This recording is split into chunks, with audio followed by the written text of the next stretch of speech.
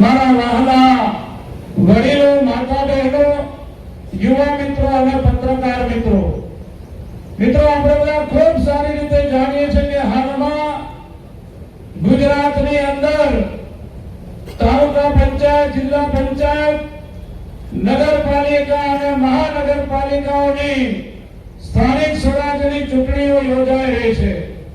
અને આ સ્થાનિક સ્વરાજ્યની ચૂંટણી એટલે આપણા સૌના માટે લોકશાહીનું પર્વ છે. પણ ભાઈઓ બહેનો, આજે આપણી સૌની વચ્ચે આપણા લોક લાડીલા નેતા હર્ષભાઈ સંઘવી સાહેબ આપણને બધાને ખૂબ સુંદર ચૂંટણીલક્ષી માર્ગદર્શન પૂરું પાડવાના છે. પણ ભાઈઓ બહેનો, જ્યારે આ સ્થાનિક સ્વરાજ્યની ચૂંટણી એટલે આપણા સૌના માટે ખૂબ મહત્વની ચૂંટણી છે.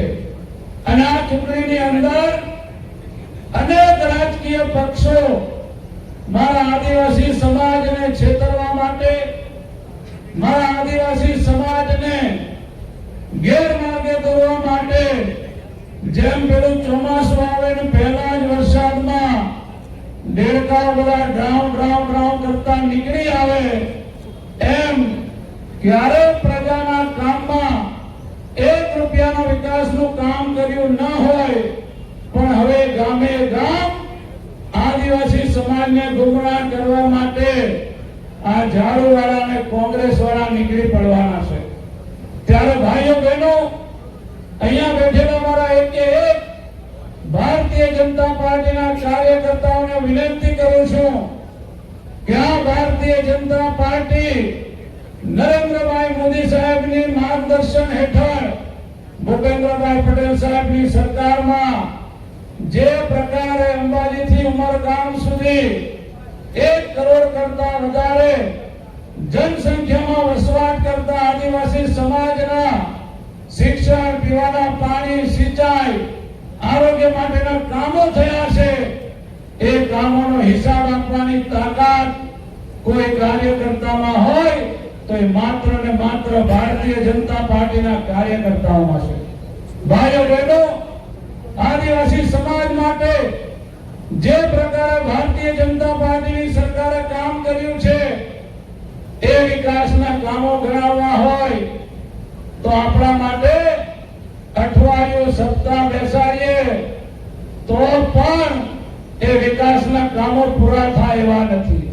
પણ ટૂંકમાં વાત કરીએ ભાઈઓ બહેનો, તો ગુજરાતની અંદર અંબાજીથી ઉમરગામ સુધી વસવાટ કરતો મારો આદિવાસી સમાજ એ વર્ષોથી કોંગ્રેસની સરકારોમાં માંગણી કરતો હતો કે ગુજરાતની અંદર શેડ્યુલ 5 લાગુ કરવામાં આવે અને પૈસા એક્ટ લાગુ કરવામાં આવે. પણ જ્યાં સુધી ગુજરાતમાં કોંગ્રેસની સરકારો હતી ત્યાં સુધી 5મા શેડ્યુલમાં સમાવિષ્ટ પૈસા એક્ટનો અમલ ક્યારેય પણ કોંગ્રેસની સરકારોએ નહોતો કર્યો. ભાઈઓ બહેનો, 2017માં ભારતીય જનતા પાર્ટીએ આદિવાસીના બંધારણનું અધિકારોનું રક્ષણ થાય એના માટે ગુજરાતમાં 5મા શેડ્યુલનો અમલ કર્યો અને પૈસા એક્ટ 2017માંથી ગુજરાતમાં લાગુ કર્યો હોય તો એ મારી ભારતીય જનતા પાર્ટીની સરકારે લાગુ કર્યો. અંબાજીથી ઉમરગામ સુધી 1 કરોડ આદિવાસી સમાજના ગામડાઓનો વિકાસ થાય એના માટે ગુજરાતની અંદર આખા દેશમાં પહેલી વખત ગુજરાત પેટર્ન યોજના અમલમાં લાવી હોય તો આપણી ભારતીય જનતા પાર્ટીની સરકાર લાવી છે. વર્ષોથી બાપ દાદાના સમયથી જંગલની જમીન ખેડતો મારો આદિવાસી સમાજ કોંગ્રેસની સરકારોમાં વર્ષો સુધી જંગલની જમીનની માંગ કરતો રહ્યો. પણ જ્યાં સુધી ગુજરાતની અંદર કોંગ્રેસની સરકારો હતી ત્યાં સુધી મારા આદિવાસી સમાજને જંગલ જમીનનો 1 એકર ટુકડો પણ આ કોંગ્રેસની સરકારમાં નહોતો મળ્યો.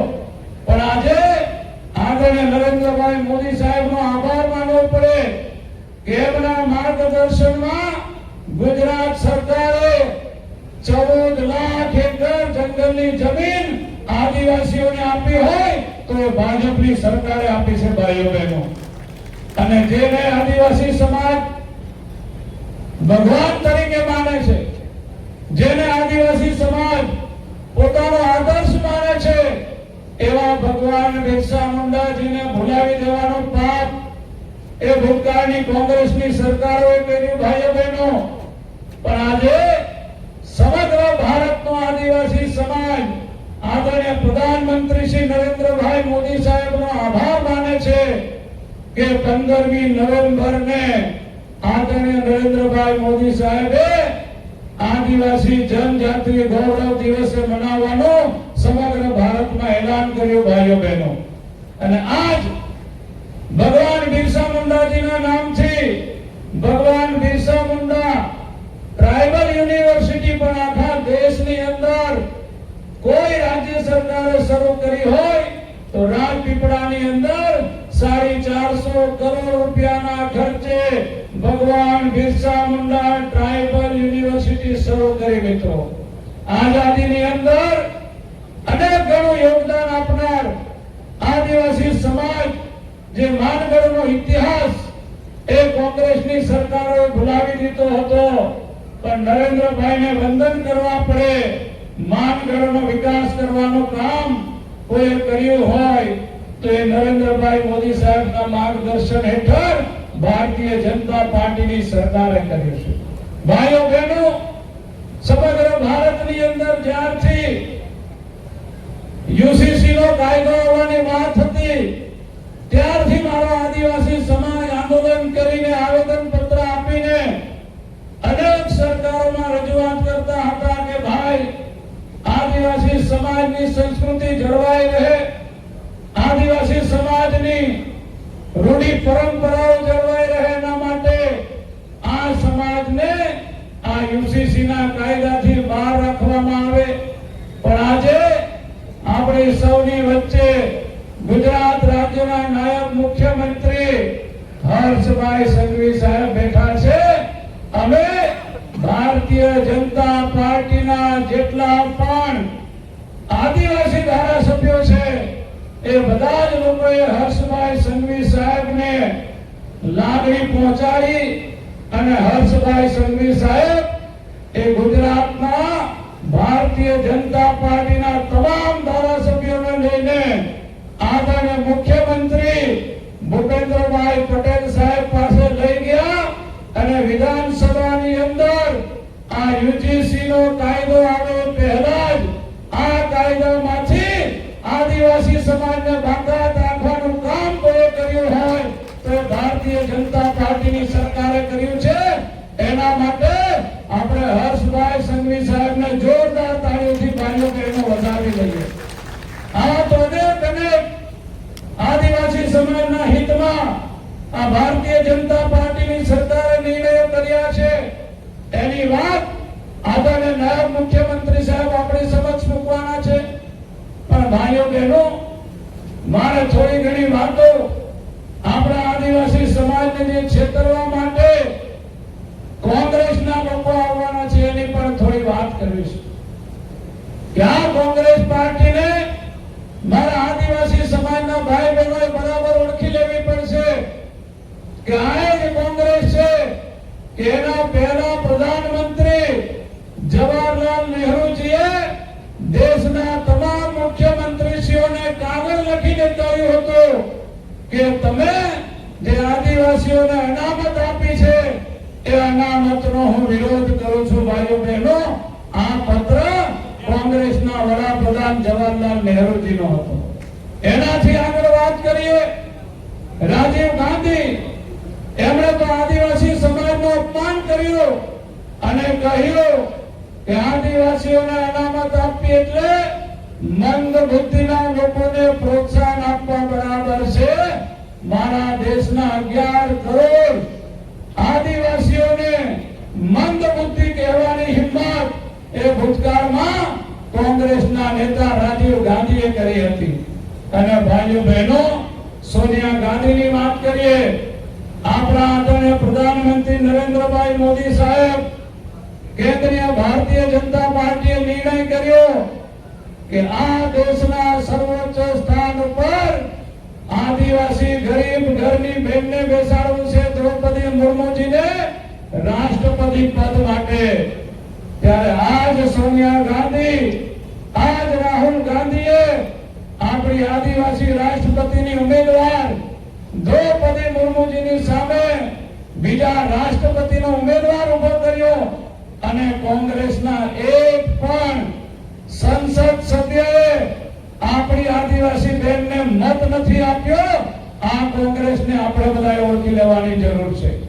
એનાથી આગળ વાત કરીએ ભાઈઓ બહેનો, હાલમાં જ થોડા દિવસો પહેલા કોંગ્રેસના રાજકુમાર રાહુલ ગાંધી વડોદરામાં આવી ગયા. આદિવાસીઓના બંધારણની વાત કરી, આદિવાસીઓના અનામતની વાત કરી. આ રાહુલ ગાંધીજીને મારે પૂછવું છે કે જ્યારે તમે ગુજરાતમાં આવો ત્યારે આદિવાસીના અનામતની વાત કરો અને જ્યારે તમે વિદેશ પ્રવાસમાં જાઓ ત્યારે ત્યાંના ડિબેટમાં મીડિયાને એમ કહેવામાં આવે કે અમે ભારત દેશમાં અનામત રદ કરવા માંગીએ છીએ. આવી આદિવાસી વિરોધી માનસિકતા ધરાવતી આ કોંગ્રેસ પાર્ટીને આપણે બધાએ ઓળખી લઈને આ સ્થાનિક સ્વરાજ્યની ચૂંટણીમાં જાકારો આપવાનો છે. એવી ને એવી બીજી એક અન્ય રાજકીય પાર્ટી ભાઈઓ બહેનો, ઝાડુવાળાની પાર્ટી આખા દેશમાં એક નંબરની જૂઠી અને એક નંબરની ચાલુ પાર્ટી હોય તો આ ઝાડુવાળાની આમ આદમી પાર્ટી છે. મિત્રો, આદિવાસી સમાજને ગુમરાહ કરવા માટે અનેક પ્રકારના લોકલાલચ ગઈ વખતની ચૂંટણીમાં પણ આપ્યા હતા. આદિવાસીઓને મફત વીજળી આપીશું, આદિવાસી બહેનોને દર મહિને 3000 રૂપિયા આપીશું, યુવાનોને દર મહિને 1500 રૂપિયા આપીશું. આમ કહીને આદિવાસી સમાજને છેતરવાનો પ્રયત્ન કર્યો હતો. હવે નવું છેતરવાનું એમણે કારસ્તાન નક્કી કર્યું છે અને આપણા આદિવાસી ધારાસભ્ય, ડેડિયાપાડાના ધારાસભ્ય એમની પાસે બોલાવડાવે છે. એમના ખભા ઉપર બંદૂક રાખીને બોલે છે કે આદિવાસીઓનું અલગ રાજ્ય હોવું જોઈએ. તો ભાઈ, આટલા વર્ષોથી ગુજરાતમાં કેજરીવાલ અનેક વાર આવી ગયા, ઈશુદાન ગઢવી આમ આદમી પાર્ટીના અનેક વખત આદિવાસી વિસ્તારમાં પ્રવાસ કર્યો. મારે એમને પૂછવું છે કે કેજરીવાલની એક પણ જાહેર સભામાં, ઈશુદાનની એક પણ જાહેર સભામાં આદિવાસી રાજ્યનો ઉલ્લેખ પણ કરતા નથી. એનો મતલબ એ છે કે આ આદિવાસી ધારાસભ્યને સમાજને ગુમરાહ કરવા માટે, સમાજને છેતરવા માટે આદિવાસી સમાજની અંદર એને રમકડું બનાવીને મૂકી દેવામાં આવ્યો છે. બીજો એક પ્રકારે આદિવાસી સમાજને છેતરવા માટે એક તરફ આ પાર્ટીના આદિવાસી ધારાસભ્ય એમ કહેતા હોય કે ચારા રબારી ભરવાડને આદિવાસી સમાજની યાદીમાંથી બહાર મૂકો. બીજી તરફ એમના આમ આદમી પાર્ટીના પ્રમુખ ઈશુદાન ગઢવી એમ કહેતા હોય કે ચારા રબારી ભરવાડને આદિવાસીમાં ચાલુ રાખો. એનો મતલબ આપણે શું સમજવાનો છે ભાઈ કે આમ આદમી પાર્ટીની અંદર આ આદિવાસી ધારાસભ્યના ચણા પણ આવતા નથી. માત્ર આદિવાસી સમાજને છેતરવા માટે આપણી વચ્ચે આ લોકો એને મોકલે છે.